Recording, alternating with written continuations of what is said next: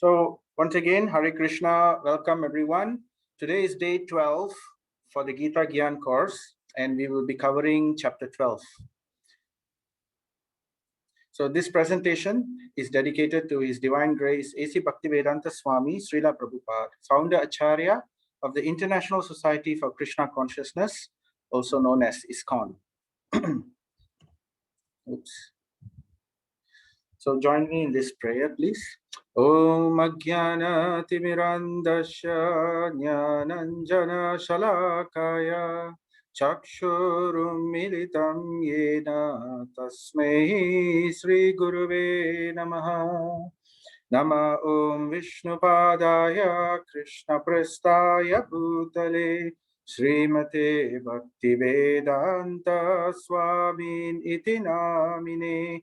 Namaste Saraswate Deve Gauravani Pracharine Nirvisesha Sunyavadi Paschatya Deshatarine Jaya Sri Krishna Chaitanya Prabhu Nityananda Shri Advaita Gadadhara Shri Vasadi Gaura Bhakta Vrinda Hare Krishna, Krishna Krishna, Hare Hare, Hare Rama, Rama Rama, Hare Hare, Hare Krishna, Krishna Krishna, Hare Hare, Hare Rama, Rama Rama, Hare Hare, Hare Krishna, Krishna Krishna, Hare Hare.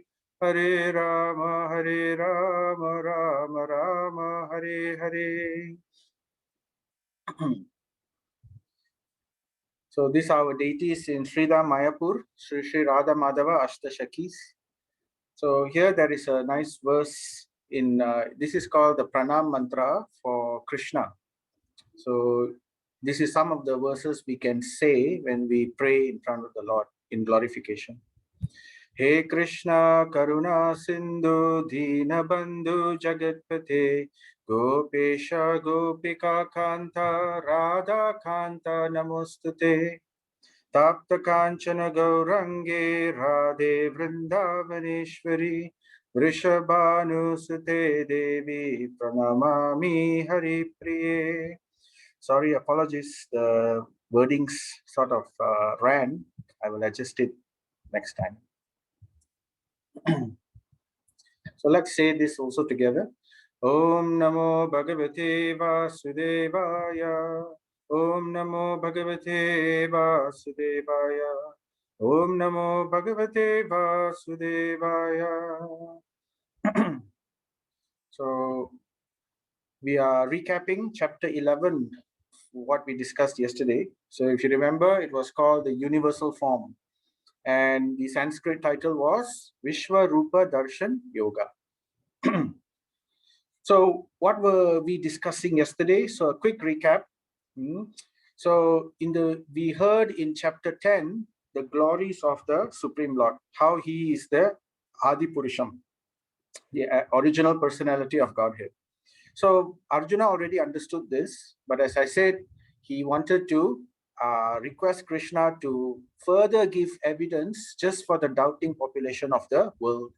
So therefore, in the future, because in Kali Yuga, as I mentioned, these things will be very common. So we wanted to talk about the definition of Bhagavan. So who is qualified to be known as Bhagavan? So we talked about the Sat Aishwaryas, and now, and in chapter 11, we talked about the Vishwarupa. So, and Arjuna, he clearly says that his illusion was dispelled and he's eager for more darshan of the Lord. So then he asked, I have heard your inexhaustible glories. Can you show me, Krishna? And then Krishna reveals his Vishwarupa darshan. So how we heard how it was very splendorous, extremely magnificent, past, present, and future. All areas of the universe were all concentrated in that one form. All the devatas were present within that form, and all of them were emanating from the Supreme Lord Krishna. So we heard about how divine eyes was necessary to see this, and qualification is required for that. So if you want to see God, God is not so cheap. So therefore, there is certain qualifications required in order to see the vision of the Lord. So then Arjuna gives his prayers to the Virat Rupa, and his glorification of prayers from 11:18 to 11:22. And then the Virat Rupa form takes on a darker feature. It takes on a more scary feature. So this is Krishna showing his Kala Rupa, his personification as time, the ultimate destroyer of the entire universe. So that was seen 11:23 to 11:34, and Arjuna's prayers to the Vishwarupa. So he starts saying, it's so wonderful, it's so amazing, but at the same time, I see the future, it's terrible, the so terrible, this form of yours. And then he requests for Krishna to again reveal his sweet two-armed form, his original form. So then Krishna, after revealing that, he says that this form that you just saw earlier is the Vishwarupa. It was never seen before. But he also says that form is nothing so great. It is just an ounce of my splendor I enter into this material universe, and that's material elements which you have seen as the Vishwarupa form, the universal form. But the form that you're seeing now in my two-armed form as Krishna, he says this form is very, very rare. It is not even seen, even the Devatas hardly get the chance to see this form. And it's not understood by understanding the Vedas, or even by austerities, or by charity, or by worship. It is only understood by bhakti, and that also ananya bhakti, or pure devotion. So that was what we discussed yesterday regards to the universal form. So the takeaways yesterday were Bhagavan can show the universal form by divine vision. So that is something which we have to work for to have the qualification to see the Supreme Lord. And Swayam Rupa Krishna, the original two-armed form of Krishna, or Shama Sundar Krishna, is very, very rare. Sudurdasham. It is something which is, it is basically a very, very sweet form. So Swayam Krishna can only be attained by Ananya Bhakti. So therefore, in that sense, it is the highest form of the Supreme Lord. So today we will continue with chapter 12, but before that, Gita Mahatmya. So this is chapter 12. Chapter 12 is called Devotional Service. So ultimately, it comes down to this chapter. Krishna has been building up the discussion. He's been talking about the two paths in yoga. First, he says, go beyond karma kanda, go to yoga, and then the two paths of yoga. And then eventually, he says the first path, the jnana path, is not so something which is recommended for you. So take the bhakti path. And then in this way, in every chapter, he's been talking about bhakti, included in the together with the other aspects which he is discussing. But now the conclusion of that chapter is chapter 12, where the title itself is called Bhakti Yoga. So before that, Gita Mahatmya, glorification. Ya shranoti cha gitartam kirtayati evaya param sravayecha parartam vai saprayati param padam. One who attentively hears and sings the glories of the purport of the Gita, or reiterates that purport to others, such a person attains to the supreme destination. So this is a verse which talks about the importance of hearing Gita, of understanding and studying Gita, reciting Gita, and also it's not just about reading Gita and living. We have to also learn how to live Gita, how to apply the instructions given in the Gita. But that will take some time as we are doing it.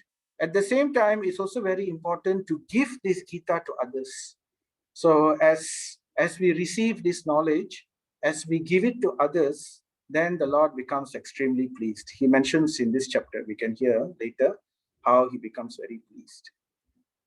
So we hope that all of you, after hearing this, going through the course, you can also share your realizations with others, and we can also give them Gita, Bhagavad Gita. It's an extremely wonderful charity to give.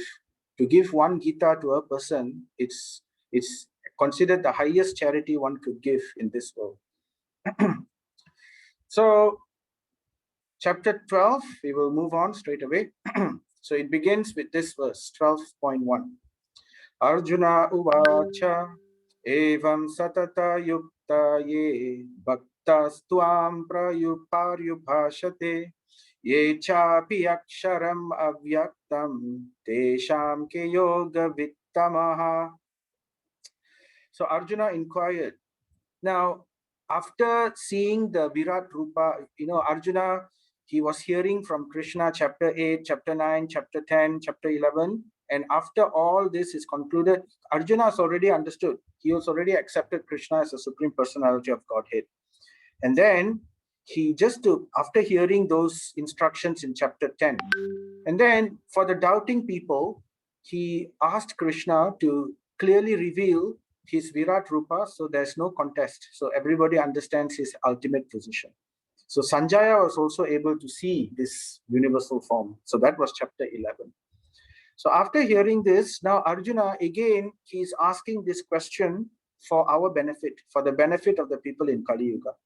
So he's clearly asking now, can you clearly define which way is most perfect? Now, Krishna has already mentioned this, but now without a doubt, in chapter 12, Krishna will give a direct answer. So he has given many semi-direct answers in previous chapters. So by this direct question from Arjuna, Krishna will give a direct answer there. So this is what he says. Which are considered to be more perfect? Those who are always properly engaged in your devotional service, that means in bhakti, or those who worship the impersonal Brahman, the unmanifested. So clearly, Arjuna is referring to the two paths. So we have covered these two paths before. So in yoga, we have two paths in yoga, right? One is called the jnana path, also known as the path of inaction. It has several names. Another name for this is the path of light. So this is the jnana path. So Krishna in many ways has mentioned that this path is very impractical. Not only it's impractical, it is not going to give you the highest realization. So it will give you Brahman realization and Paramatma realization. So we discussed that already. So at Jnana Yoga, one will get Brahman. So at Dhyana Yoga, one will go deeper to understand that the source of the Brahman is from the Paramatma. So then Krishna also had many times mentioned that Bhakti Yoga is better, Arjuna, because not only it is easier for you to do, especially in Kali Yuga, very, very practical. Not only that, it is actually the Yuga Dharma. The Yuga Dharma for this age of Kali is to follow the Bhakti path, particularly chanting the holy names of the Lord. And then he also mentions how by following this process, one can get the highest realization of God, which is the Bhagavan aspect of realization, which includes both the Brahman and the Paramatma. So we have discussed this already in chapters 6, 7, 8, 9, 10. Several times we had already discussed this point. So again, Arjuna, final answer, give a clarification so there's no more doubts. So then Krishna will give a direct answer now. So this verse 12:22. Sri Bhagavan Uvacha Mai Avesha Mano Ye Mam Nitya Yukta Upashate Shradhaya Parayo Pethastam Te Me Yukta Tama Mataha. The Supreme Personality of Godhead said, those who fix their minds on my personal form, that means he's referring to bhakti, and are always engaged in worshipping me with great and transcendental faith. So obviously this is our bhakti path. Are considered by me to be the most perfect. So this is what Krishna's opinion is. Directly he is telling Arjuna a clear answer. So therefore the bhakti path is the most perfect. So then Krishna goes on to say why it is better for everyone in Kali Yuga to follow the bhakti path. So he goes on with these verses, right?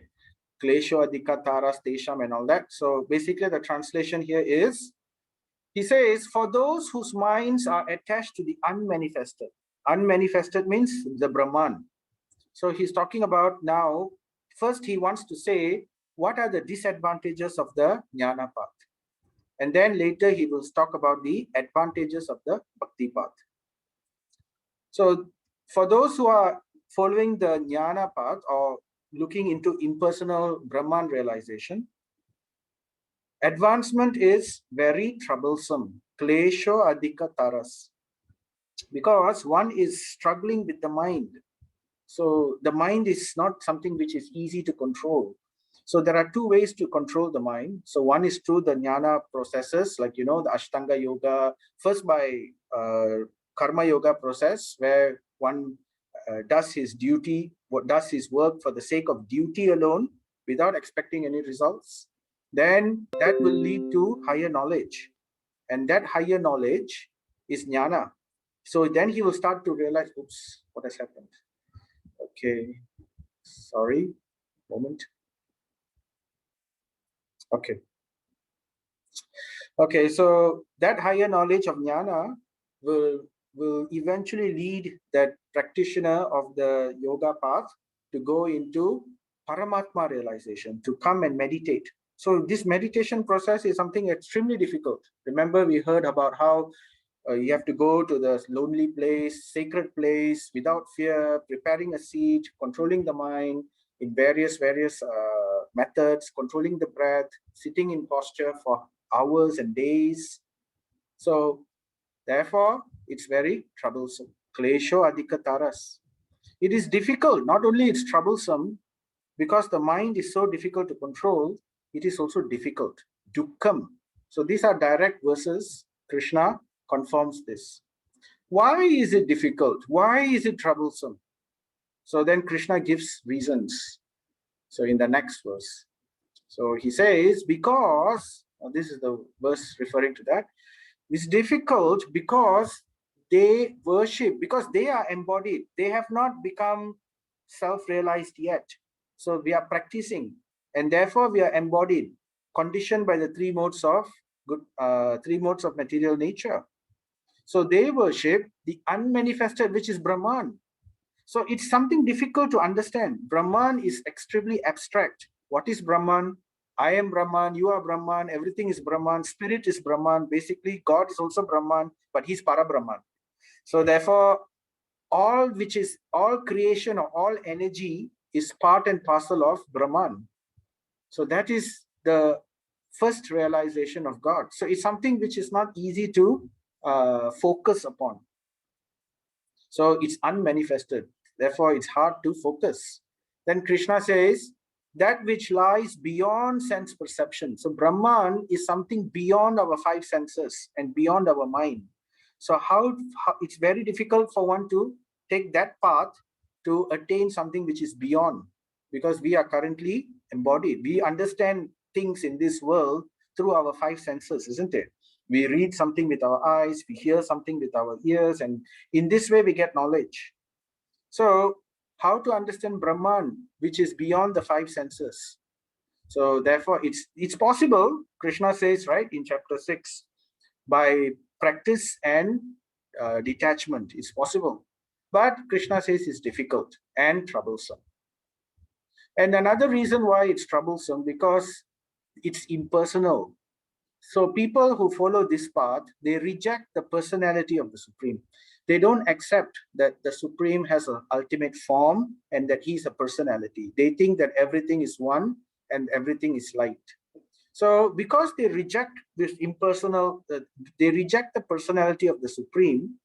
So that means they are fully relying on their own effort, and they are not having any benefit of receiving the divine assistance of the Supreme Lord, because they have rejected the personality of the Supreme. So it's fully on their own effort. So therefore it becomes very difficult for them. So this is like the jnana path, the path of light, right? For those whose minds are attached to the, I don't know, sorry, just a moment. There's something wrong with the screen. Let me adjust the screen. I don't know why these things are showing.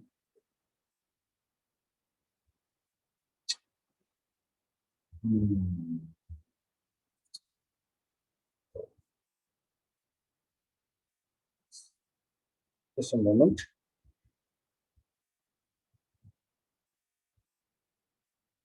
Okay.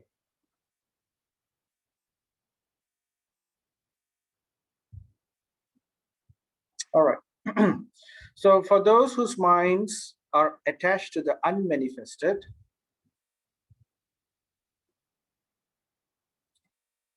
Krishna says, therefore, advancement is very troublesome. So I'm repeating this point again.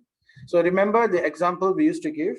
It's like climbing the top of the mountain. So we can either reach the top of the mountain through our own efforts and our own endeavor, like how this person is trying to do, right? So it's very difficult. Or we can take the lift, the gondola car. So later we'll talk about that. So this is the reason. And further, the acharyas say that this particular method is like how the baby monkey is moving from tree to tree. When the baby monkey when it's born, basically, how does it survive? It holds on tightly to the mother monkey. And then the mother monkey will jump from one tree to another tree, and the mother monkey will not be holding the baby. The mother monkey will be fully busy holding on to the different trees and swinging and all that. And this baby monkey will hold on for dear life. So imagine the stress on that baby monkey.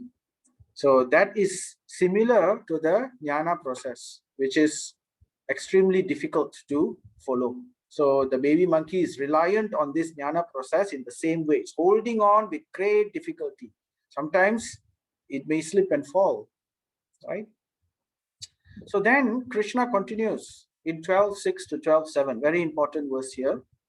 Yetu sarvani karmani Mayi sanyasa mat paraha ananyenaiva yogena mam dhyayanta upashate.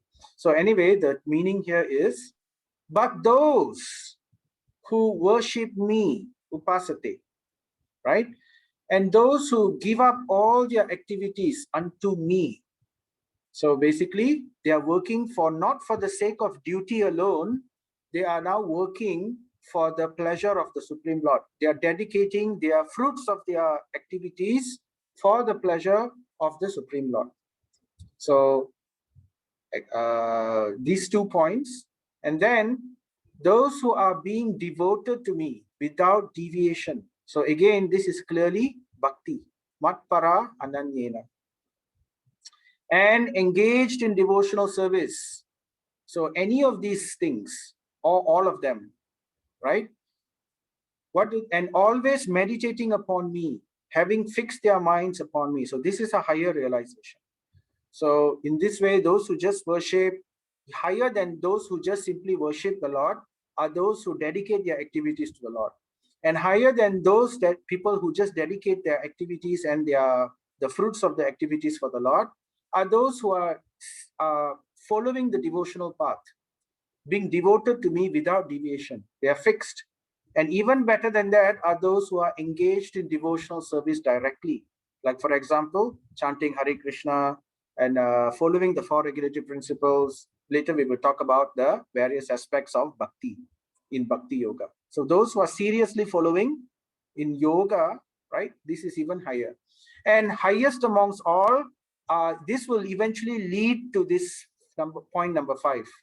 By doing this step by step, they will eventually come to the 5th point. Always meditating upon me.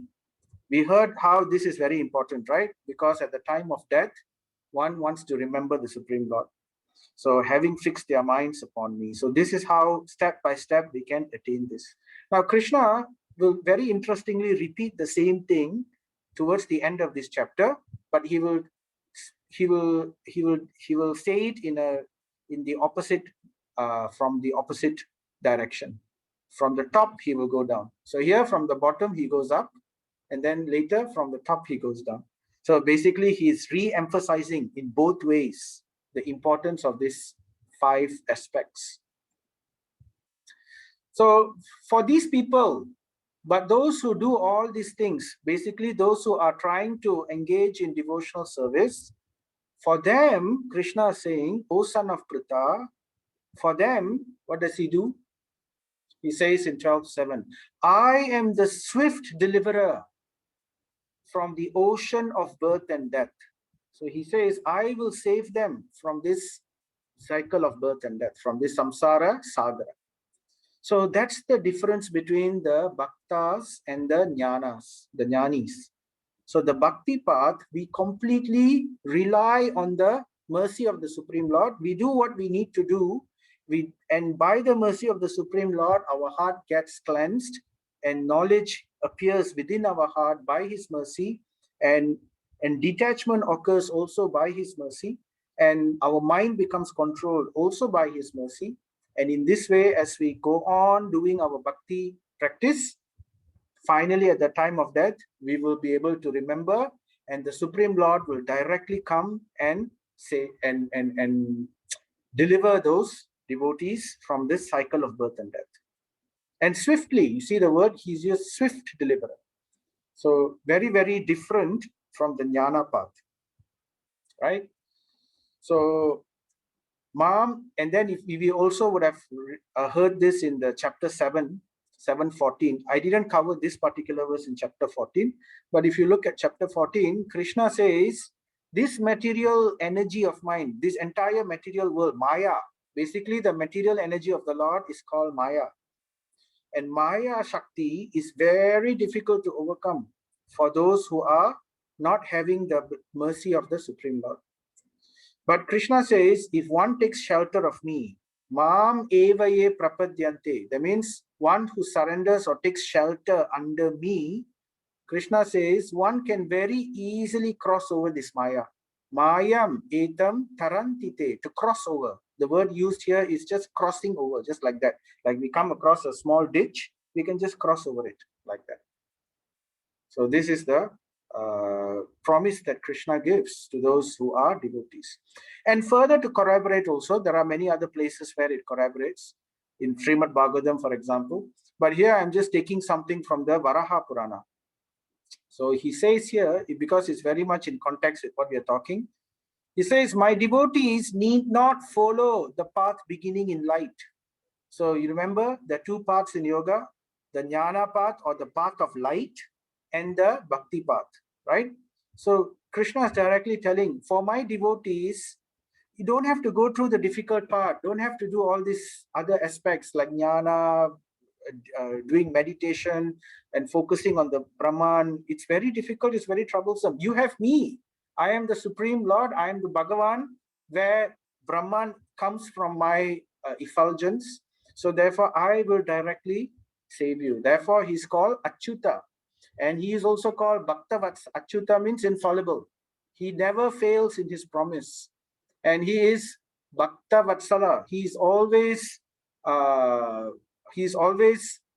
serving his devotees. He's always there for his devotees. Very compassionate to his devotees. And he is also Mukunda, the liberator, the ultimate person to liberate us from this ocean of birth and death. Right?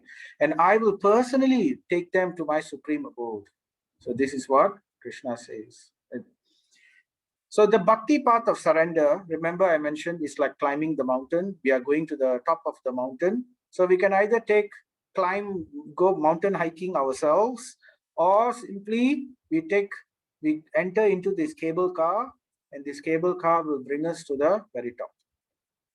So to enter this cable car, we need to have some amount of surrender. We need to have faith. If we don't have faith in the engineering, then we will never bring ourselves to step foot inside this, isn't it? So therefore, we step foot into it because we have faith. We have faith that it will not fail us. Same like aeroplanes, right? We enter the aeroplane because we have faith that the engineering will not make the aeroplane fall down. So similarly, when we take the bhakti path, we have faith. Shraddha of faith is very, very important. We have to build that faith that the Supreme Lord is the ultimate personality of Godhead, and he will deliver us. So, but to be delivered means it's not that we simply say that I have faith, but we don't do anything on that account. We have a certain path to follow. So there are do's and don'ts in the bhakti path as well. So earlier I gave the example of the monkey, right? The baby monkey. Now for the devotees, the scriptures describe the bhakti path for the devotee. The animal which is given as an example is the lion. So in 1132, Sri Bhagavan Uvacha, we heard about how Krishna is, in chapter 11, we heard about the Kala Rupa, isn't it? The fearsome form of the material manifestation of the Lord.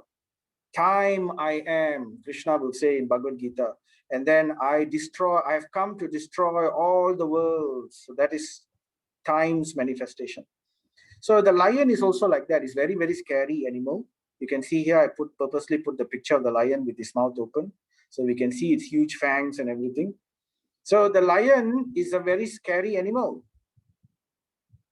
And earlier I gave the example of how the jnanis are like the monkey, baby monkey, holding on to the mother monkey.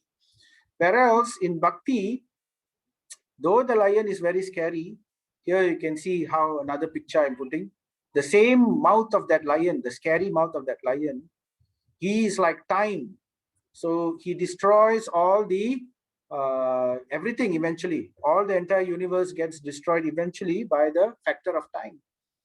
So we can choose either to, actually everybody sees Krishna one way or the other. We either see Krishna as time or death personified at the time of death, or we can choose to see Krishna as the Shamasundar form, the very beautiful, sweet Shamasundar form. So it is our decision to make on that. So here we can see how the lion is, it basically means death for who? Vinasaya cha duskritam. Krishna says in Bhagavad Gita 4.8, we revised it yesterday also.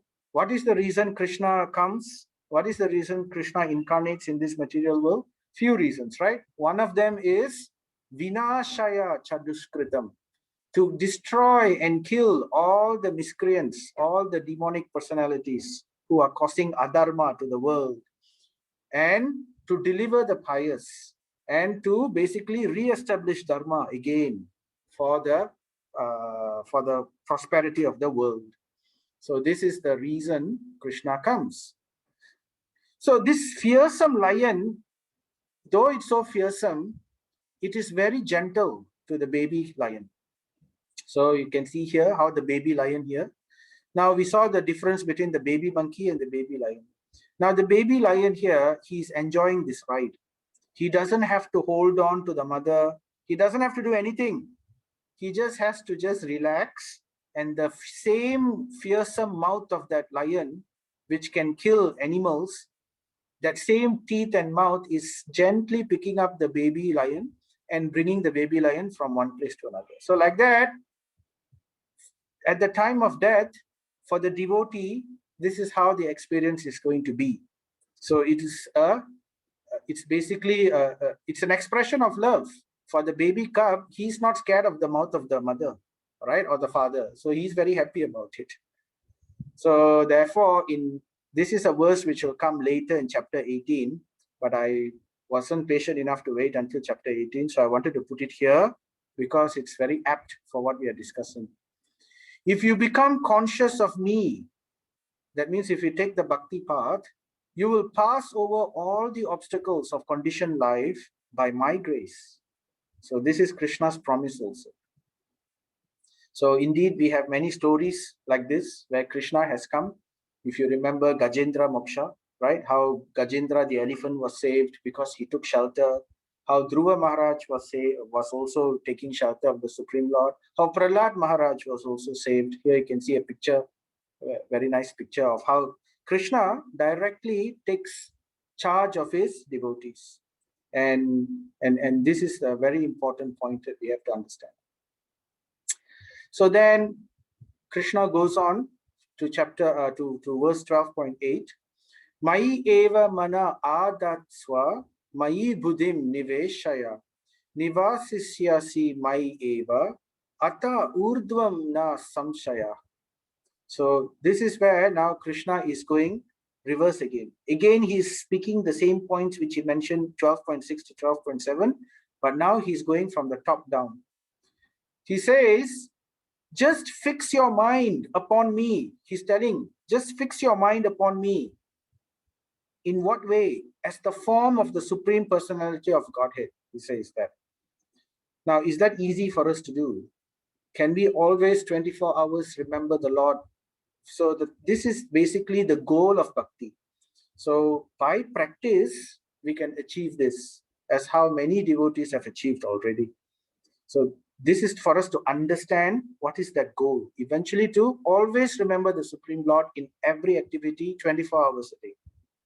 And engage and earlier also in earlier chapters, Krishna helped us to remember. Arjuna was asking, right?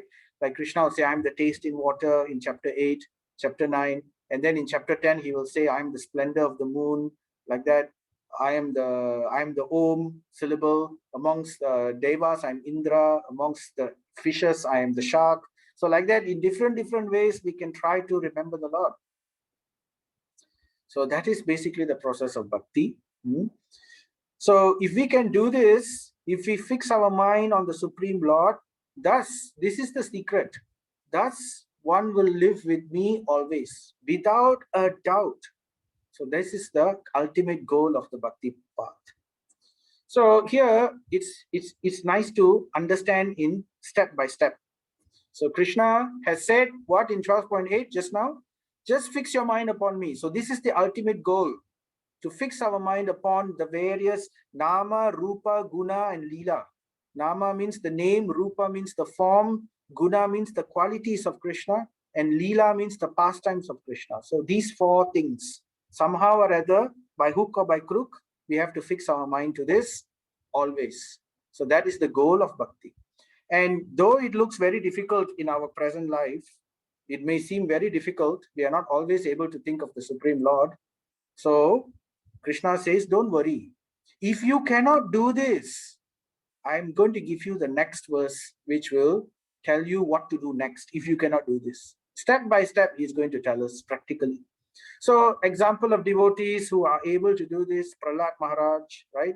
We heard, and also the Pandavas, the Yudhishthira Maharaj, Bhima, Arjuna, Nakula, Sahadeva. So all five of them were very much fixed to Krishna. So they were always remembering Krishna. It's described when Arjuna will be sleeping, he will breathe Krish, and then he will breathe out Na. Krishna, Krishna, like that. So this is how Arjuna was always remembering the Supreme Lord. Yudhishthira Maharaj also was always meditating on the Supreme Lord. So was Bhima and all that. Another example, Hanuman. So there are many stories. If you read Ramayana, many beautiful pastimes about how Hanuman is so attached to the Supreme Lord. So we don't have time to speak about all this, but one day probably during Ram Navami comes in April. So usually that time there will be Ram Katha, right? Used to have 7 days. Nowadays time is getting worse and worse. So it's been cut down to 3 days. So, but if we can, but there are many classes like that in the internet, so we can hear how the wonderful glories of Hanuman, how he's always keeping Sita and Rama within his heart.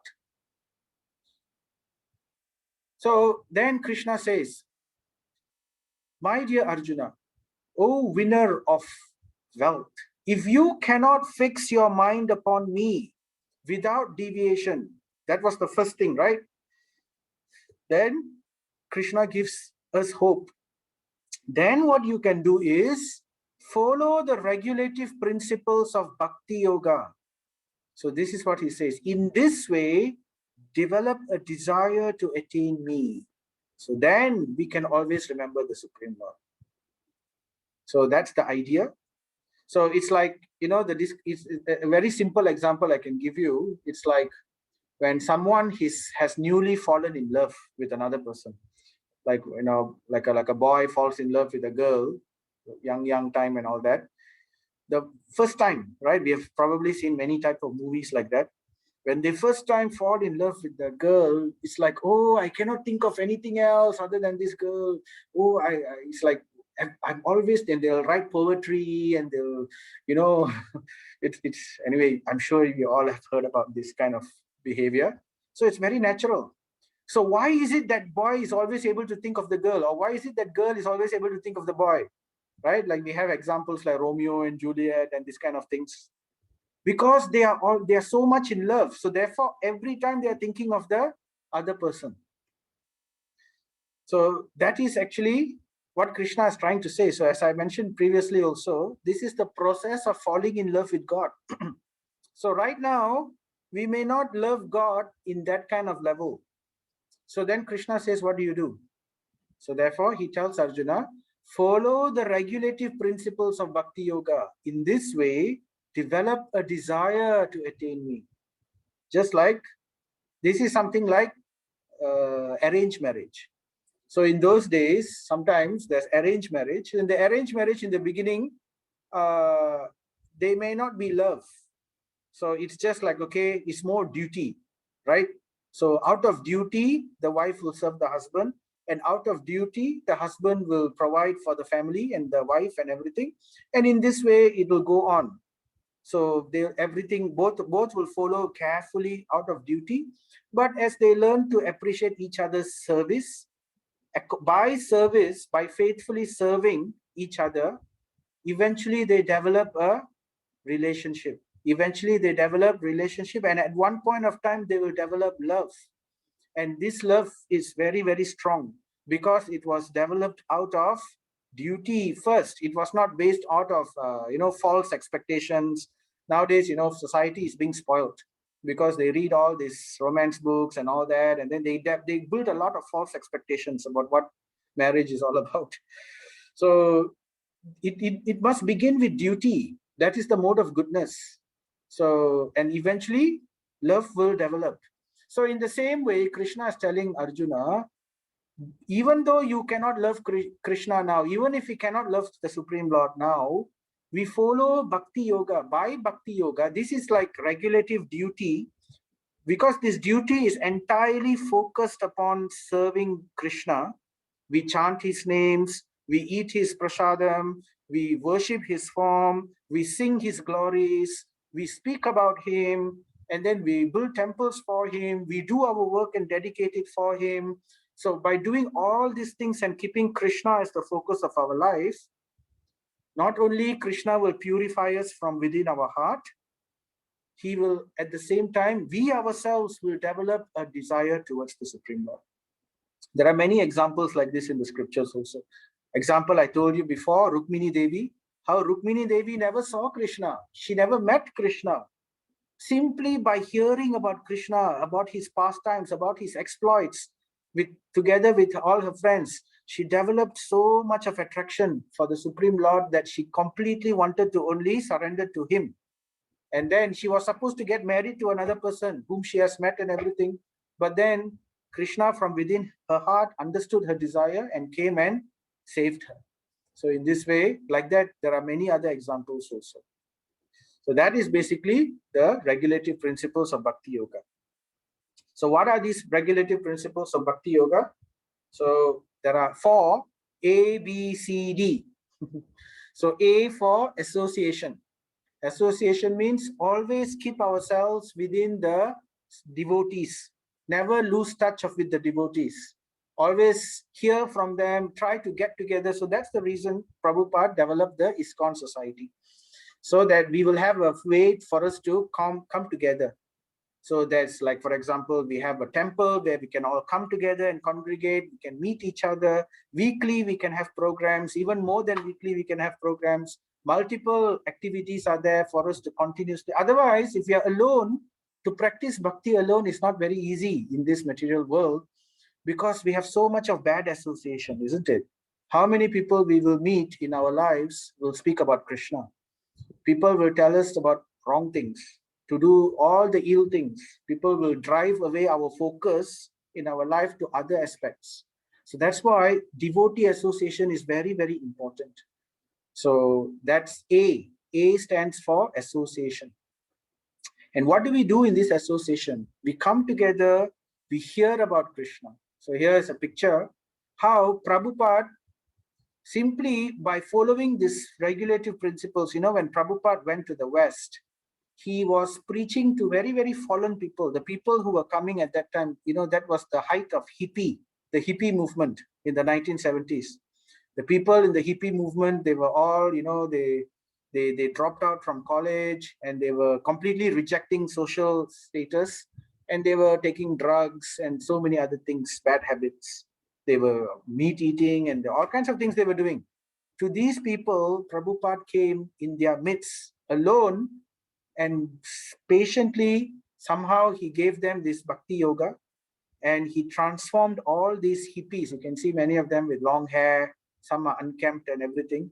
He transformed them into, so Prabhupada likes to say, I've transformed the hippies into happies. So they've become devotees. So this is the process of bhakti yoga. So A is for association, B is for books. So Prabhupada, he wrote so many books. He translated all these scriptures because he understands the books are the basis. There can be no movement, there can be no philosophy without based on the Shastras. So therefore, he put a lot of emphasis, spent a lot of his time to translate these books and to teach these books to other people, so that we can understand the difference between cheating religion and real religion. So real religion has to be based on Shastra, right? So therefore, B for books. So what are the 4 regulative principles? So 4 things we should do: A, B, C, D. Association, read Prabhupada's books, or hear about Krishna's pastimes, or hear about the topics from Prabhupada's books. That's why we read Bhagavad Gita, we read Srimad Bhagavatam. So these are all translated by Srila Prabhupada. And in this way, we can keep our mind always engaged in the thoughts of the Supreme Lord. And C stands for chanting, chanting, chanting, chanting. So this is the Yuga Dharma, and very important, is the most important aspect of bhakti. Bhakti process begins with hearing. We hear, and when our faith develops, we start the second step is kirtanam, to chant, to repeat what we have heard. So either by chanting, or by repeating his message. So chanting, very important. So, and chanting the holy names of the Lord, this is the cornerstone, the foundation stone of our society. And D for diet.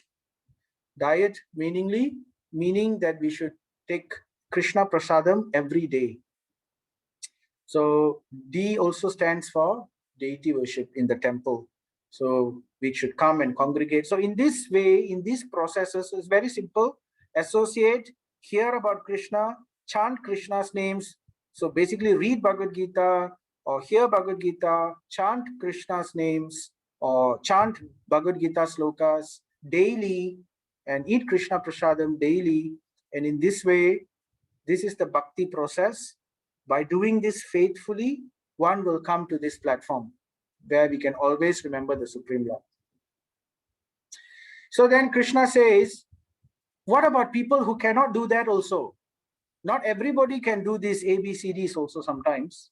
So they may not have sufficient faith. Why? Because they lack sufficient faith. So, and they may not be able to push themselves to be doing these 4 activities.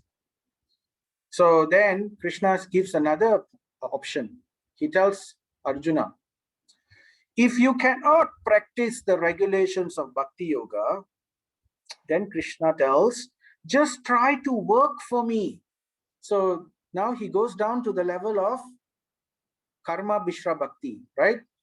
How one can work and dedicate his work, instead of doing it for duty, do it for the Supreme Lord. For example, what are the many things one can do in this? So many things. For example, there's always many activities going on. One can help in temple building, for example, to build temples for the Lord, to do worship for the Lord, to do seva. Festivals are coming, so one can contribute Lakshmi, one can contribute money, one can contribute giving Bhagavad Gita to other people. Even if we cannot follow, we can still get that benefit by giving Bhagavad Gita, by giving Prabhupada's books to other people, so that other people, by reading them, they may benefit. So this is another example of working for Krishna. Giving donations, we have already mentioned. We can also assist in other ways. Like, there's always a lot of assistance is needed. We need management help. We need marketing assistance. We need technical assistance in different ways. Like there are electricians who come to the temple. There are people even giving flowers to the temple. There are people who, so there are many ways one can help. Like now in ISKCON, we have cow farm, the farm project. So there are people in Pahang who are taking care of cows, for example. So if somebody has expertise in that direction, or if you're a doctor, one can help with the medical advice for devotees and things like that. So these are some of the ways one can help.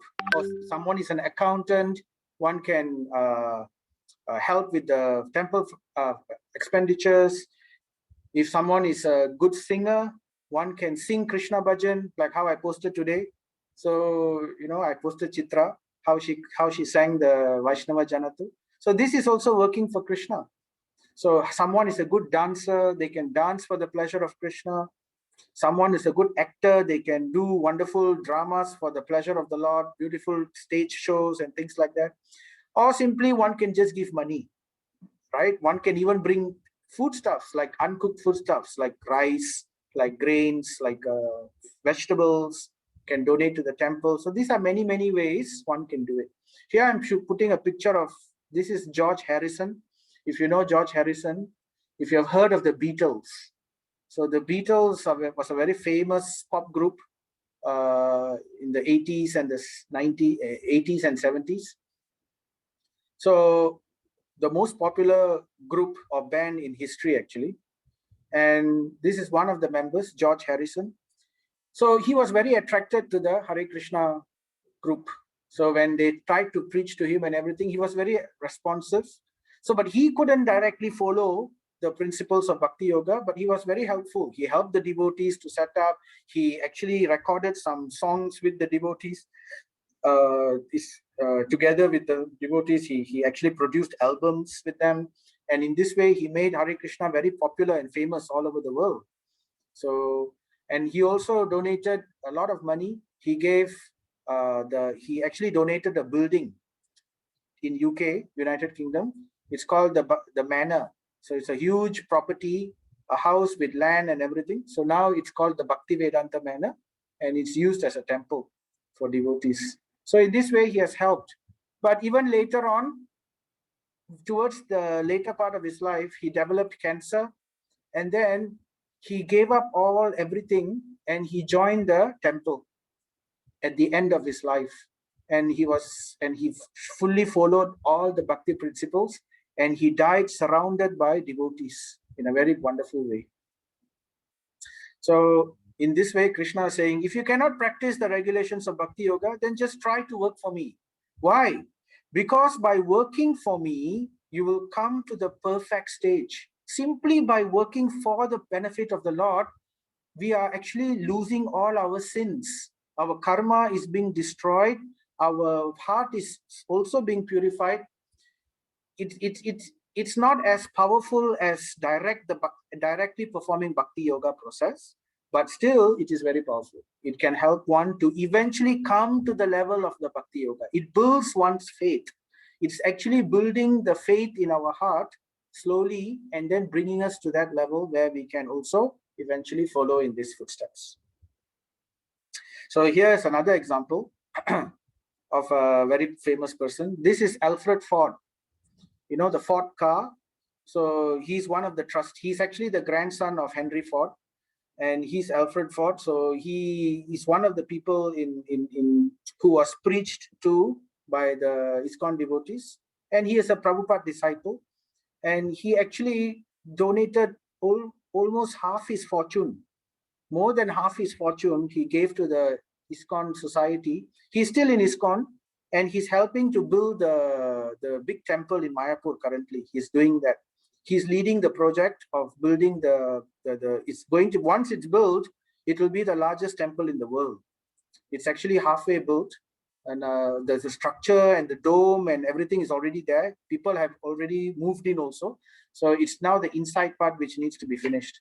So like that, it's been going on and led by Alfred Ford. So these are examples of people. Initially, he worked for Krishna. He gave a lot of donations, and eventually he also took initiation. Now his name is Ambarish Prabhu. That's his name. And he's full-time devotee. His wife is also a devotee. So like that, here's another example of working for Krishna. So here are people who go around giving the Bhagavad Gita book to others in the street. So in this way, they want to get the mercy of the Supreme Lord. So we can also do that. We can give our Bhagavad Gitas to our friends, our relatives, because even if they don't read the Bhagavad Gita, simply keeping the Bhagavad Gita in their house is very, very auspicious. It's the Supreme Lord himself, incarnation of the Lord. And there is always a chance somebody somewhere in the family, even a friend who comes to the house, may someday take up the Bhagavad Gita and one day just read one sentence, one paragraph, one page, and they will be benefited. It may change their life. It may actually transform their life. So that's why our mission is to give Bhagavad Gita to every home, to every people. And in this way, one day it's like a waiting time bomb. It will just wait for the right time for people to hear Bhagavad Gita, and they can, we might say, we have lived our life. I only wish that we had this knowledge earlier, or I only wish we had these opportunities earlier. So we can also participate in pushing that fortune for others. And in this way, we become very dear to the Lord. So then he says, if you cannot fix your mind, then follow Bhakti Yoga. If you cannot follow Bhakti Yoga, then just work for me. So Krishna is giving very practical options. But then there are some people who that also they cannot do.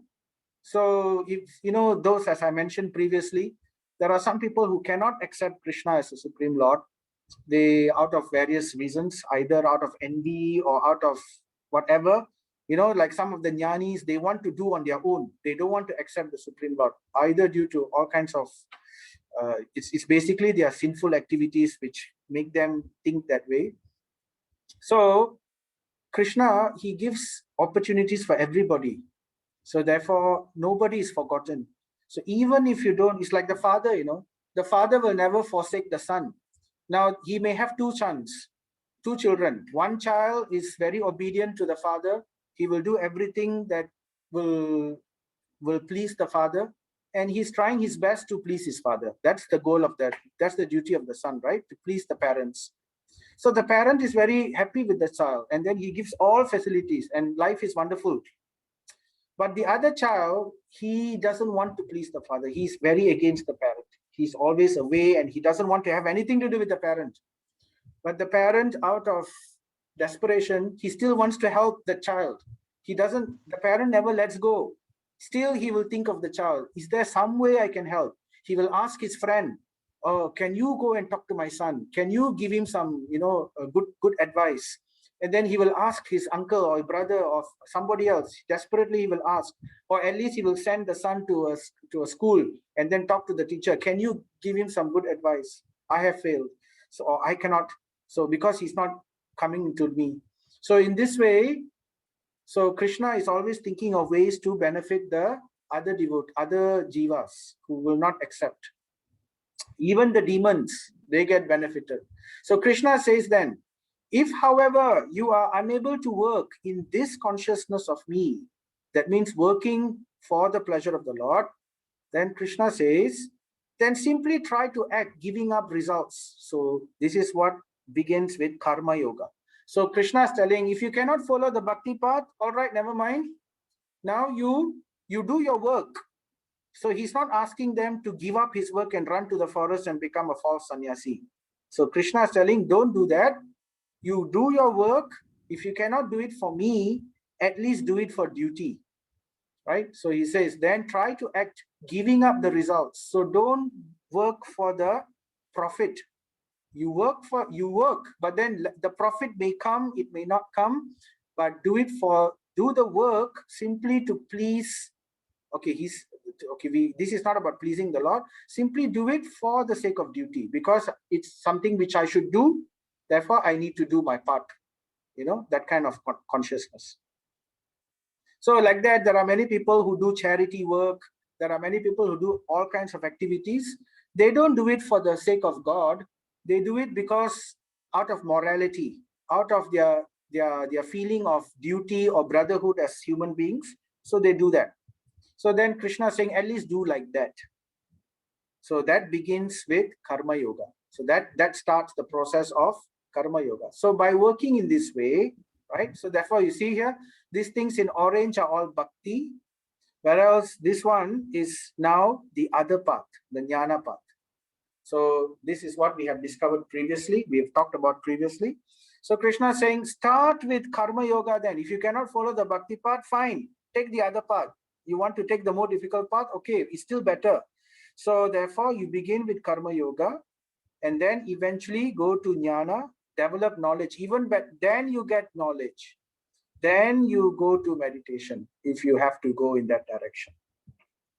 So in 12:12, he says, then engage, after following this work, karma yoga, then he says, engage yourself in cultivation of knowledge. So that's jnana yoga. Then he says, better than knowledge, however, is meditation. So then better than meditation is the renunciation of fruits of action. So if somebody wants to follow this, then go in that direction. So these are the step-by-step what Krishna is saying. First do this, fix your mind. If you cannot follow bhakti,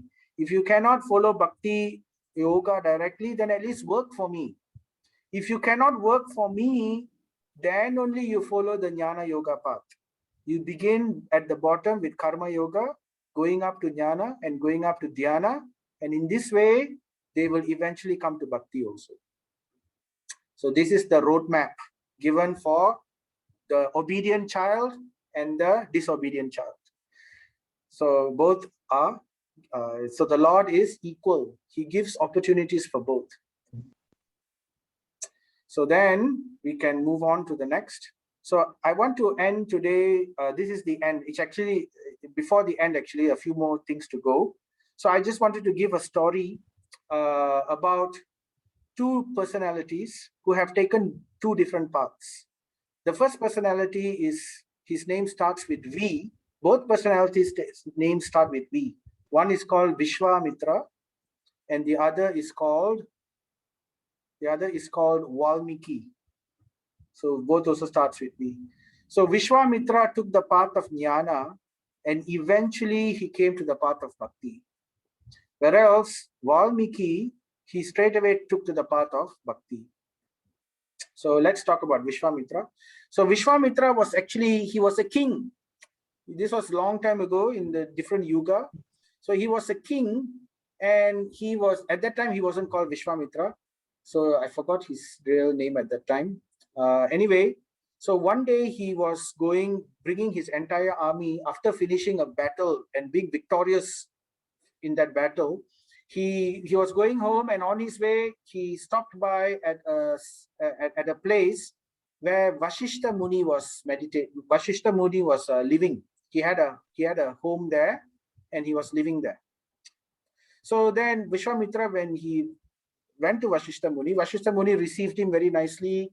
He asked Vishwamitra, can I please give me the opportunity to feed you and all your thousands of armies that has assembled here? And then Vishwamitra said, oh, no, it's okay. I don't want to trouble you. You are just a hermit. How can you feed all of us? Then Vashishta said, don't worry. I have my special abilities. So actually he had a special cow. And this cow was called Kamadenu. This cow is a desire fulfilling cow. So by Kamadenu's potency, he was able to produce food for all of them, including the king and all his armies. So when Vishwamitra saw this, somehow his heart became envious. He was thinking, if only I had this cow.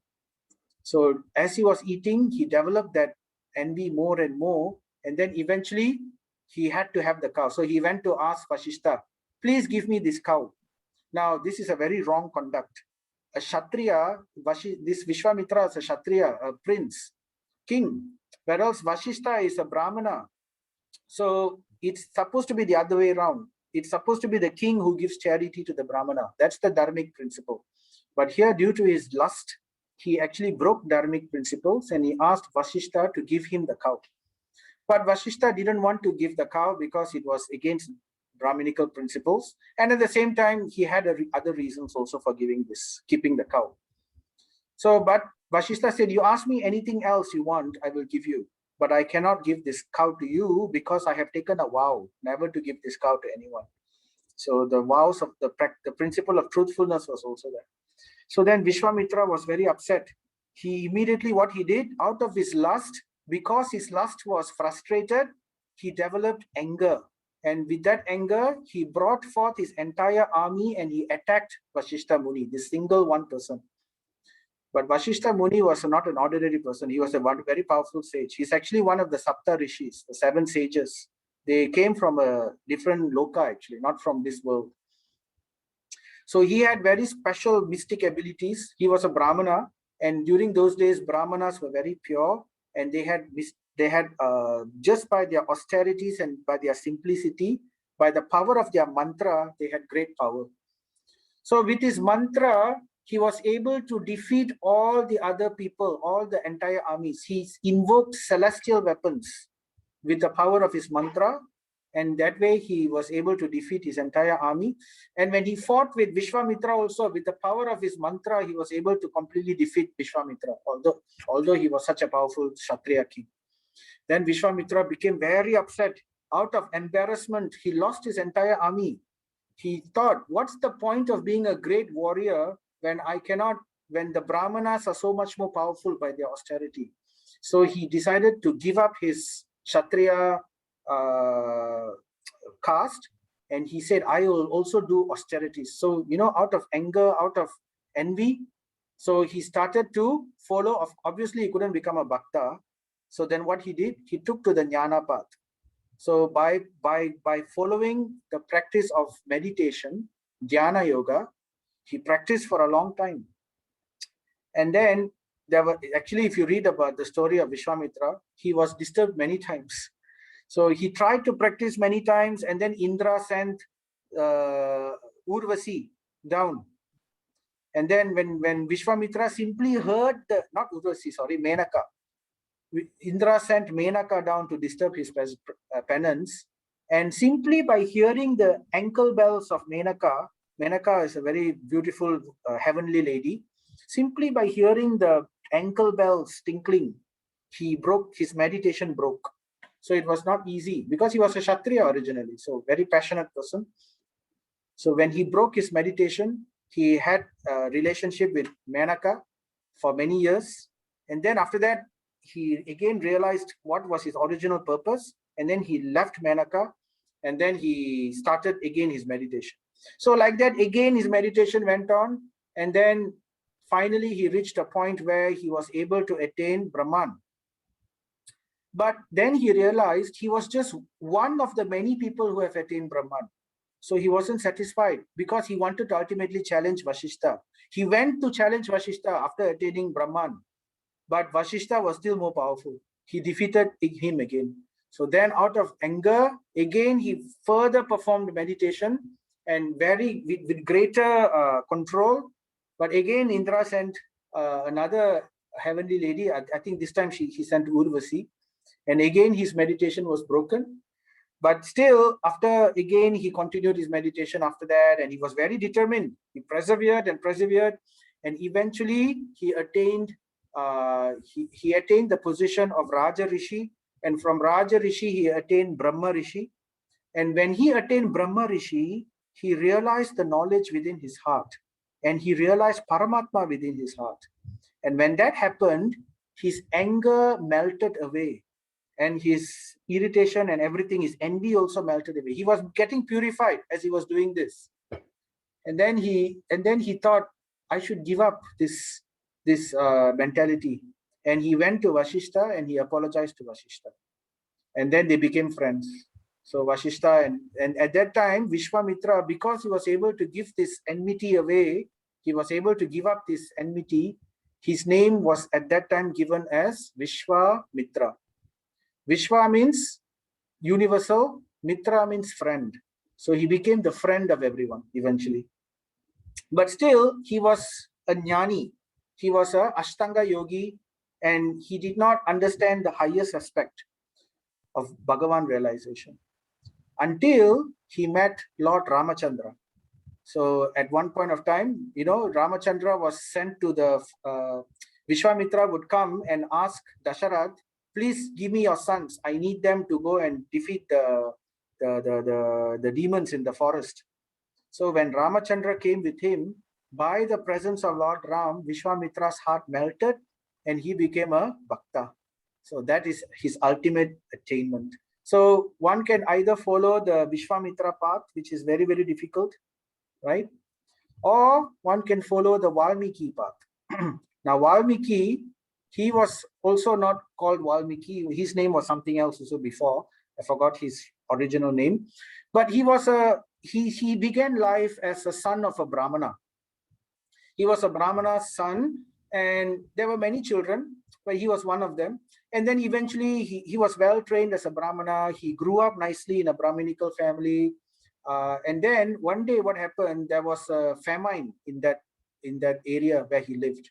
So there was no food, and there was not enough food, and everybody was dying, and his family was not having enough food. And out of desperation, he tried to find different ways to somehow feed his family. But still, it was not possible to do it. And out of desperation, one child died and another, and then eventually he started to give up his Brahminical duties, and he took up banditry. He started stealing from people. He started stealing. He did a lot of other sinful activities, and eventually he became so good at stealing that he was even starting to kill people. Why wait to just steal? I will just kill people who are coming along the way, and I will take their things. So first time he killed, then second time the killing became easier, third time it became even better, and now he became very expert. So he's like a king bandit in that land. So that was what he was doing. Until one day in the forest, he saw a shining personality. He saw Narada. Actually, this is Narada Muni. He was carrying a veena, and the veena looked very beautiful. And then this Valmiki, he was thinking, if only I can steal this veena, I'm sure it must be very expensive. I can sell it to the nearby kingdom and I can get lots of money. So he ran and tried to attack this Narada Muni. But as he came near, Narada Muni is spiritual being. The sword cannot cut him actually. But anyway, when he came near, Narada Muni in very peaceful way told him, stop. I don't mean you any harm. Please listen to me before you attack me. So then Valmiki stopped also, and they had a conversation. And during this conversation, Narada was asking, why are you doing this? What he asked about his history. After hearing about all this, Narada told Valmiki, you're doing so many horrible things. Why are you doing these things? And then Valmiki said, I'm doing it because I need to help my family. This is for my family. I need to provide for my family, right? So then Narada said, yes, you're providing for your family now, but you're doing it in a very sinful manner. Then Valmiki said, yes, this is my sacrifice. I'm doing all these sins. And then Narada told Valmiki, why can you ask one question to your family members? I will promise to wait for you over here with my veena. You go to your family members and ask this question from them, and then you come back to me. I will wait, I promise you. So then Valmiki thought, okay, he's a saintly man. All right, I will accept your word. So he went back to his family members. There were many family members. He had several wives. He had children, so many children, grandchildren also. So then he asked them the question which Narada asked him to ask. The question was, if Narada asked this question to Valmiki, can you ask them that are they willing to share the sinful reactions that they are going to get because of your activities to feed them? You're doing all these things just to provide for them. Now, since you're providing for them, it's only fair that they should also share the sinful reactions. Now you please go and ask them, will you share your sinful reactions to which I am getting for your benefit? So Valmiki was very confident, of course they will share. So he went and asked, but he was extremely disappointed. He asked his wife. The wife said, I'm sorry, I cannot share your sinful reactions. She gave a very long answer. She said, you are my husband and I am dependent on you. It's not the other way around. So if you are doing all these things for me, then it's by your ability that you need to do this. So I'm not going to share in your reactions. You know, the sin of killing and all this is very painful. I'm sorry. I will serve you in this life. So then like that, he asked one by one. Every family member said that they will not share in their reactions. How they can understand that is because they were from a Brahmana family, so they knew about these things. So when Valmiki heard that his entire family was not willing to share in his reactions, his heart broke. And then he came back to Narada Muni and said, please accept me as your disciple. I've given up my family. I am not going to go through these sinful reactions. Please accept me. So then Narada Muni accepted him as his disciple and told this Valmiki, I tell you what to do. You chant the holy name of Ramachandra. So he asked Valmiki to chant Ramachandra, Rama, Rama, Rama, Rama. But it seems this Valmiki was so sinful, his sinful reactions were so strong, just like how Krishna said, right? If you cannot do remember me, then at least do bhakti yoga. If you cannot do your bhakti yoga, at least work for me, right? So not everybody can do these things. So Valmiki, he was so sinful that he couldn't even pronounce the word of Rama. The word Rama will not come in his mouth. He tries Rama, but it cannot. It just will not come in his mouth. So then Narada, looking at Valmiki, he felt compassion for him. And then he told Valmiki, okay, you don't say Rama, all right, because you have done all this killing and everything. But I will give you another mantra. You say this word, Mara. So Mara means death. And I'm sure you must be very familiar with death because having given it to many people. So I don't think you'll have a problem saying the word Mara. So Valmiki then, he had faith in the Narada Muni.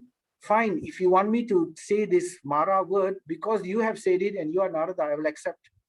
And then out of great faith, he fully said this. He took this up and he said, Mara, Mara, Mara, Mara, Mara, Mara, Mara, Mara, Mara, Mara, Rama, Rama, Rama, Rama, Rama, Rama, Rama.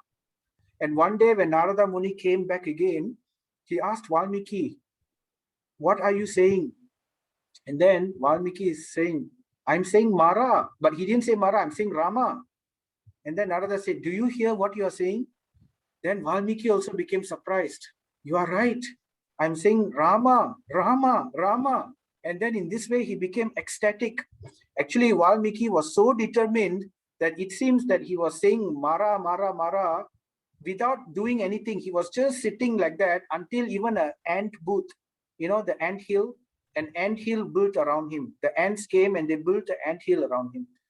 So when Narada finally came and woke him up, so stopped his meditation, stopped his chanting, he actually broke out of his ant hill. So because he broke out of his ant hill, therefore he got a new name. He is called Valmiki. Valmiki means, Val means ant hill and Mika means he has come out from that ant hill. So that was his new name. And then he was blessed by Narada Muni. So in this way, Valmiki became purified and he was able to eventually write the Ramayana. He was the one who wrote the Ramayana. He became a great Rishi. So this is the description of how bhakti can change the heart, right? By following these principles, by chanting the names of the Lord. So let's just go through these verses finally. Which is better, jnana or bhakti? So that was discussed. We talked about the bhakti ladder. We talked about how if we cannot do bhakti, then at least follow karma yoga. And then like that, eventually we grow in the jnana path and at least come to bhakti, just like how Vishwamitra did. And then Krishna goes on from 12:13 all the way to 12:22. He talks about how people who are following this bhakti process become very dear to him, and how they can develop all these wonderful qualities. So I'm summarizing all these qualities over here, right? First quality, non-envious of Krishna. This is the most important quality of bhakti. Friend of all jiva. So then that means one takes up mercy, compassion. They don't cause harm to other living entities. Free from false ego. This has something with this we have to work upon to get rid of our ego and become humble. Equipoised, balanced. So like that, we will, these are all the different qualities which is described in 12:13 all the way to 12:20. Tolerant, satisfied. They are not always hankering after more and more. Self-controlled. They don't allow their passions to overrule them. They follow with the bhakti path with determination. They are not someone to give up easily. Ahimsa. They do not cause harm to others. Pure. They entertain pure thoughts, pure words, pure mind. Their activities are also pure. Expert. For the pleasure of the Lord, they will learn up anything and everything just so that they can serve the Lord perfectly. Dependent on Krishna. They never think that they are the ones who are doing this, that I am the one, that because of me this has happened. They never think like that. They do their perfect activities, but they are always dependent on the Lord, Krishna. Indifferent to outcome. See, automatically they don't expect any result. If results come, that's good, by Krishna's pleasure. If they don't come favorably, then Krishna wants me to go through this for some reason, so therefore I will accept. So that is indifferent to outcome. Desireless. So eventually we will come to this platform of desirelessness. So this is very important, to purify our desires. Renounces both punya and papa. So they are not interested in sin. They are not interested in piety also. They are only interested in Krishna's pleasure. Free from bad association. They don't keep contact with bad association, or they do it for the purpose of preaching, and they don't allow this to affect them. Silent. So silent means not necessarily quiet. It means they don't speak about mundane matters. They speak only about Krishna. They speak only about self-realization. And as much as possible, they avoid useless, unnecessary talk or gossip. So this is what actually silent means. Doesn't care for any residents. They are not interested about more and more better place to stay and things like that. A simple living is enough. A simple house to satisfy what is the basic necessities of living. But this is the motto of Krishna consciousness. Simple living, high thinking. So that is the idea behind this. And finally, fixed in knowledge. So simple living and high thinking, therefore fixed in knowledge. And this is the last verse. So Krishna summarizes here. Yetu dharmamritam idam yatoktam paryupashate shradadhana mat parama bhaktaste aktiva me priyaha.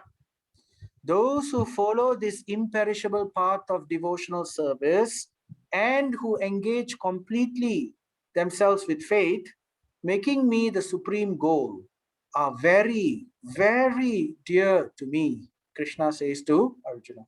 So this is the summary of the bhakti process, which is concluded in the 12th chapter of Bhagavad Gita.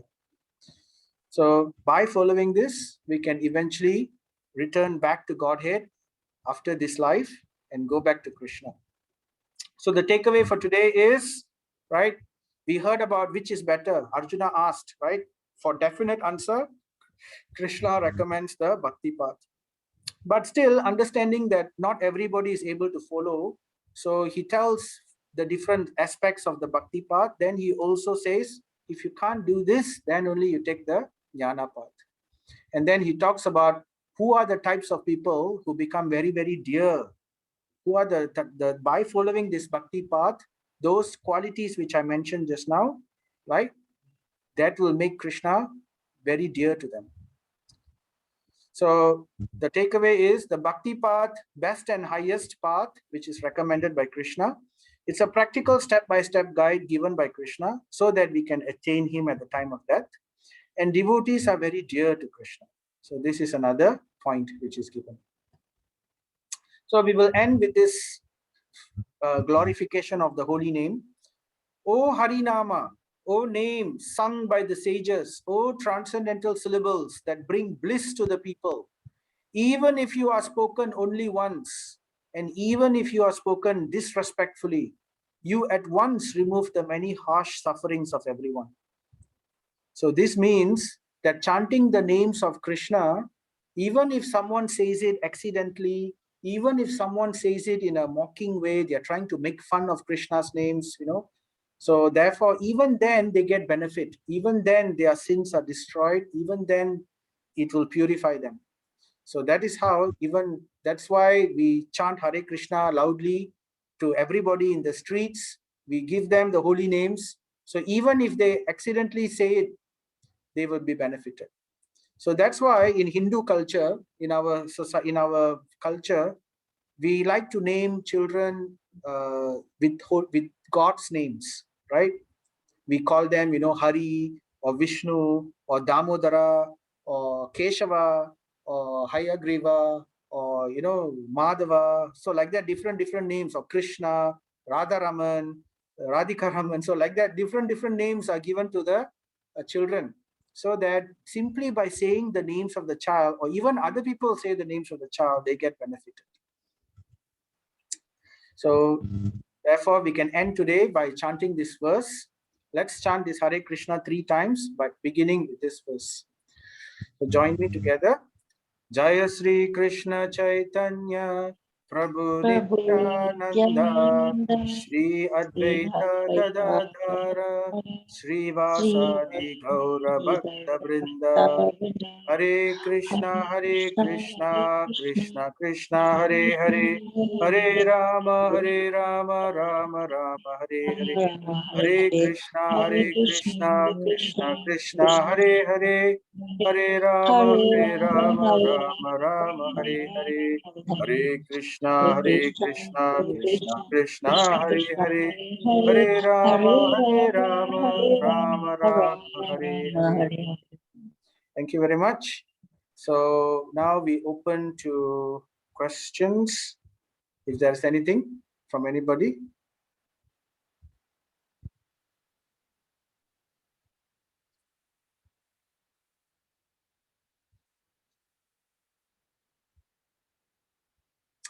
So I'm looking at the chat. There's no questions in the chat. I just want to say thank you. Thank you. All right. Thank you for listening as well. So I just wanted to yes.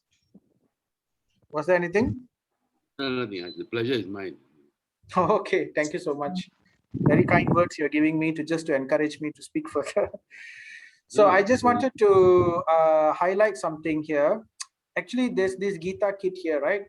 So I've got some people who have asked about if they wanted to just purchase the chanting beads alone, if they don't want to take the kit and all. So what you can do, you can go to this, you see this link I've put here today. This is a Shopee. So over there, it brings us to the place where you can actually order quite a number of things. You can get chanting beads and all that. So just a moment, I will share my screen. I will walk you through this so that you can follow.